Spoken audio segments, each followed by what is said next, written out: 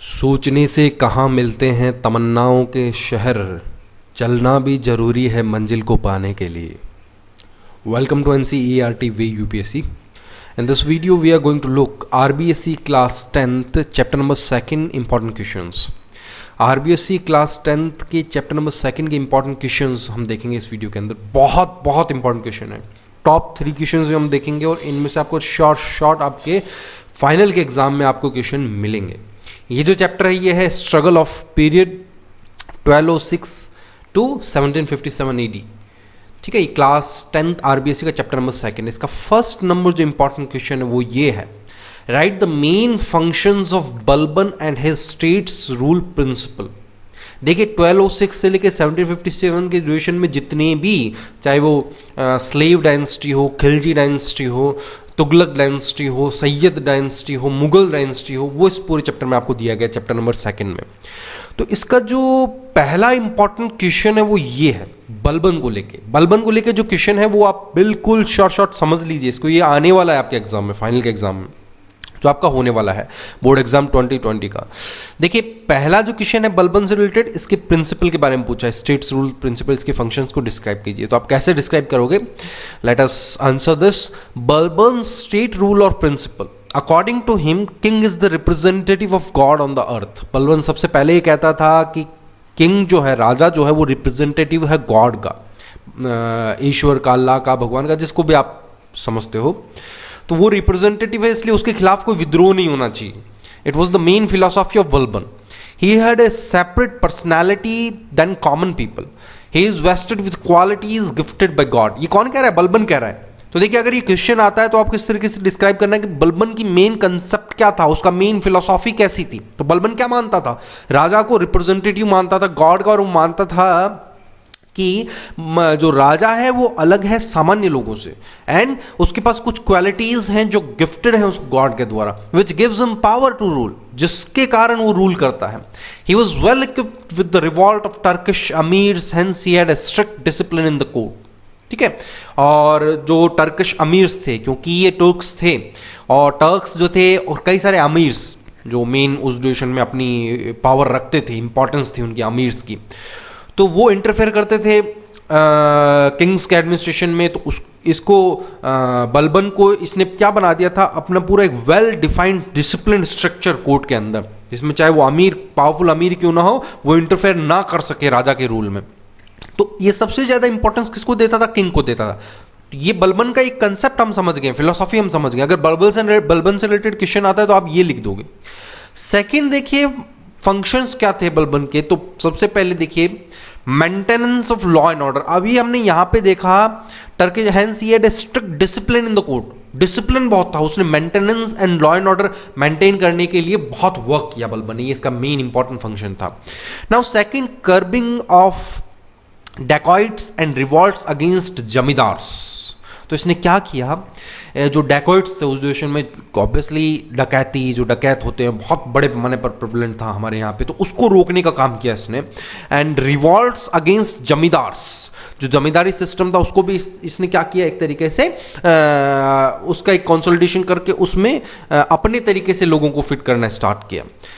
Now second जो question है वो है आपका, डिस्कस द अलाउद्दीन्स रिफॉर्म्स। अलाउद्दीन्स के रिफॉर्म्स जो है उसको डिस्क्राइब कीजिए, डिस्कस कीजिए।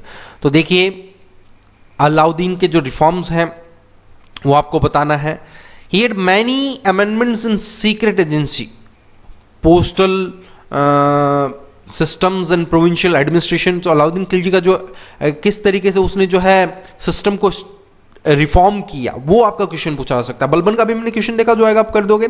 सेकंड क्वेश्चन आपका इस चैप्टर में इंपॉर्टेंट बन सकता है अलाउद्दीन को लेके।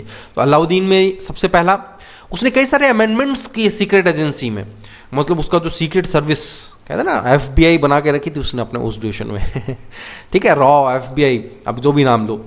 अभी करंट में बहुत सारी स्पाई एजेंसीज वर्क करती हैं। तो उस ड्यूरेशन में अलाउद्दीन ने अपने एडमिनिस्ट्रेशन को, मतलब उसका मानना था कि आपकी स्पाई एजेंसीज जो है, सीक्रेट एजेंसीज जो है, उनका मजबूत होना बहुत जरूरी है। उसने पोस्टल सिस्टम, प्रोविंशियल एडमिनिस्ट्रेशन, इसको रिफॉर्म किया। The most important amendment was control over market. Market पे कैसे कंट्रोल करें, क्योंकि ऑब्वियसली वहीं से टैक्स कलेक्शन होगा, तो मार्केट को कंट्रोल करने के लिए इसने बहुत वर्क किया। He appointed following officials and created post to reform administration. उसने कुछ ऑफिशियल्स अपॉइंट किए जो क्या करेंगे, रेस्पेक्टिव डिपार्टमेंट्स को लीड करेंगे और रेस्पेक्टिव डिपार्टमेंट्स को रिफॉर्म करेंगे। जैसे दीवाने रियासत जो बिजनेस को कंट्रोल करेगा। देखिए क्वेश्चन अलग से पूछा जा सकता है, which new officers were appointed by the Alauddin, है ना, इन अलाउद्दीन एरा। तो दीवान रियासत, वो रियासत का दीवान होगा, कंट्रोल को करेगा बिजनेस को। शहना और दंड अधिकारी, दारोगा ऑफ मार्केट, ये देखेगा कि जो वेट मैनेजमेंट है, जो मतलब मेजरमेंट सिस्टम है, उसको सही तरीके से हो रहा है नहीं हो रहा। इसके अलावा मार्केट के अंदर कंट्रोल स्टैब्लिश करने की रिस्पॉन्सिबिलिटी होगी दंड अधिकारी की या शहाना। ठीक है, अगला है मुहासिब, securer of common people and inspector of measurement weights. Specific weight measurement के लिए मुहासिब को अपॉइंट किया जाता था। कॉमन पीपल को किस तरीके से जो एक्सप्लॉइट होने से बचाया जाए, वो मुहासिब की रिस्पॉन्सिबिलिटी होती थी। बरीद ए मुमालिक, बहुत इंपॉर्टेंट ऑफिसर होता था, सीक्रेट ऑफिसर इसको कहते थे। इसके अलावा भी कई सारे ऑफिसर्स थे। Now economic reforms to maintain a vast army, बड़ी आर्मी मेंटेन करने के लिए इकोनॉमिक रिफॉर्म्स की जरूरत थी। तो उसने कैसे किया, control over black marketing and profiteering. Black market को कंट्रोल करना, प्रॉफिटरिंग को कंट्रोल करना। इससे क्या होगा, क्योंकि लोग क्या करते थे, ब्लैक मार्केटिंग करते थे, प्रॉफिट अपने पास अटेन करके रखते थे, उससे टैक्स कलेक्शन भी कम होता था सरकार के पास। और फिर ऑब्वियसली अगर सरकार के पास टैक्स कलेक्शन कम होगा तो कैसे आर्मी पे खर्च कर पाएगी। तो आर्मी को मेंटेन करने के लिए इन्होंने क्या किया, ब्लैक मार्केटिंग पे कंट्रोल करना, प्रॉफिटरिंग पे कंट्रोल करना, ये एस्टेब्लिश किया। सराय अदाल was a market of local and foreign goods. Alauddin was the first ruler who gave cash salary to soldiers.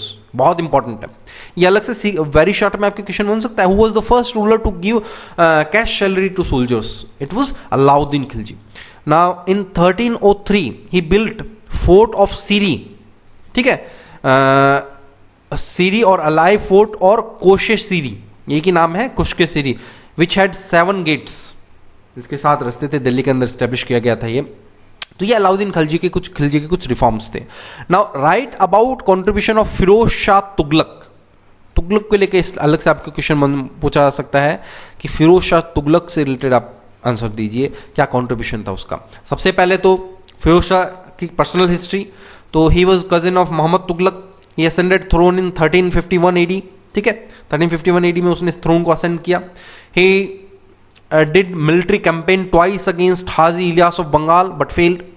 He made government and military jobs hereditary and rejected the system of ability. ये बहुत important है। देखिए इसने क्या किया, मोहम्मद तुगलक ने hereditary system establish कर दिया। हेरिडिटरी मतलब बाप के बाद उसका बेटा जो है वो फौज में आएगा, बस एक सर्टन जो है, जो लोग पहले से ही फौज में हैं उन्हीं के बेटे जो हैं वो फौज में रहेंगे। उसने एबिलिटी के सिस्टम को डिनाई कर दिया। तो कहते बहुत लोग इसको हिस्टोरियंस भी कहते हैं इसकी बहुत बड़ी कमी भी थी, इस तरीके का सिस्टम एस्टेब्लिश करना।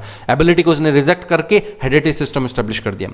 ही अपॉइंटेड हिज सन फतेह खान। फतेह खान जो थे, जो इसका बेटा था, उसको सक्सेसर बनाया and inscribed his name. Coins जो मिंट होते थे उसमें अपने नाम के साथ साथ उसके बेटे का नाम, फतेह खान का नाम भी इसने स्टैब्लिश करना स्टार्ट किया।